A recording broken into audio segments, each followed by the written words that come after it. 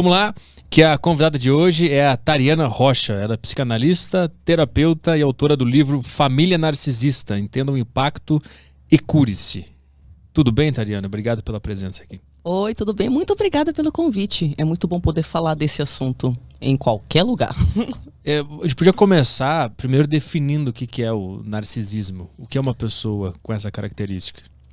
Tá, ao longo da história da psicologia, narcisismo significou diferentes coisas, mas o que eu quero focar especificamente é no transtorno de personalidade narcisista. Tá.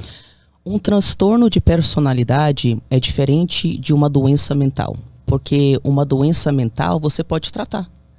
Então, por exemplo, digamos que você perde seu pai. Você pode entrar em depressão porque pode ser uma resposta natural. Mas essa depressão, você não quer dizer que você vai ficar deprimido pro resto da vida. É um impacto momentâneo a algo que te aconteceu, algo traumático. Então você pode tratar, você pode melhorar e superar essa depressão.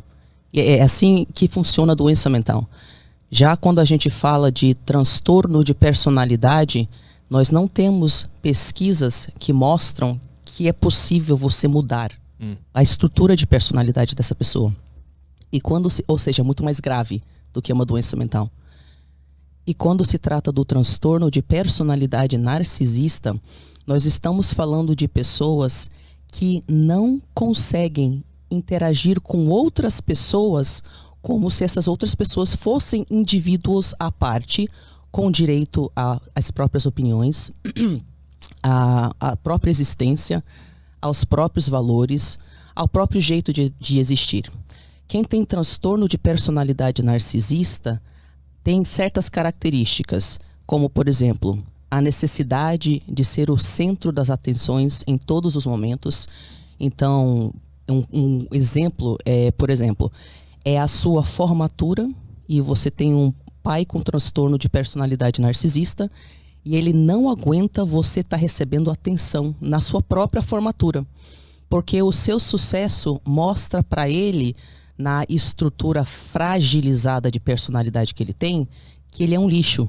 Então, ele pode fingir uma doença, fingir um desmaio ou ter algum tipo de surto na sua formação para que ele receba atenção em vez de você. Outra característica desse transtorno é a ideia de que você é especial. Então, você tem uma constante sensação de que você é superior às pessoas, que na verdade muitas vezes vem como uma compensação a uma constante impressão de que você é inferior a todo mundo. Então, como isso dói, como defesa, a personalidade narcísica decide: por que eu me sinto tão diferente? Ah, já sei, deve ser que todo mundo é inferior e eu sou melhor. Aí essa pessoa passa a entender que apenas pessoas igualmente superiores, incríveis, que fazem parte de uma certa elite, poderiam interagir com ela, pois o resto é muito inferior. Outra característica é a falta de empatia. Narcisistas não conseguem ver a sua dor, conseguem saber que você está machucado e doendo, mas não conseguem se importar. Porque eles não conseguem se importar com absolutamente nada nem ninguém que não diz respeito a eles mesmos.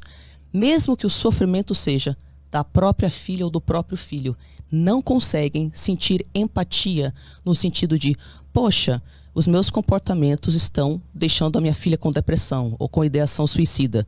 Ah, então vou mudar. Eles não conseguem.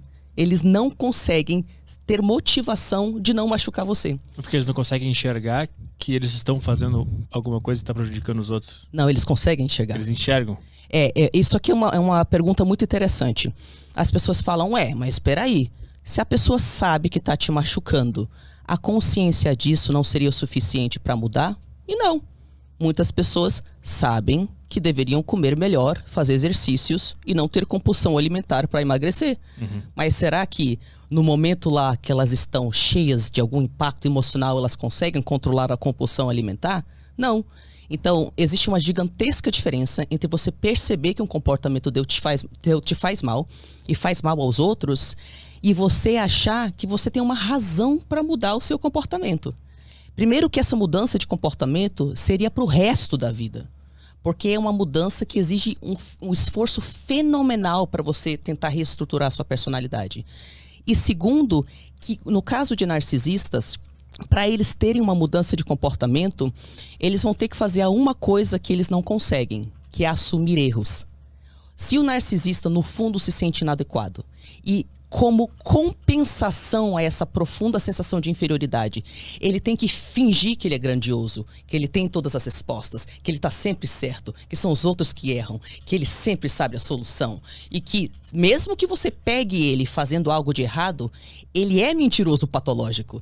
Ele vai reescrever a história de forma que você fique mal e sente culpado por pedir que o outro te trate com o mínimo de respeito.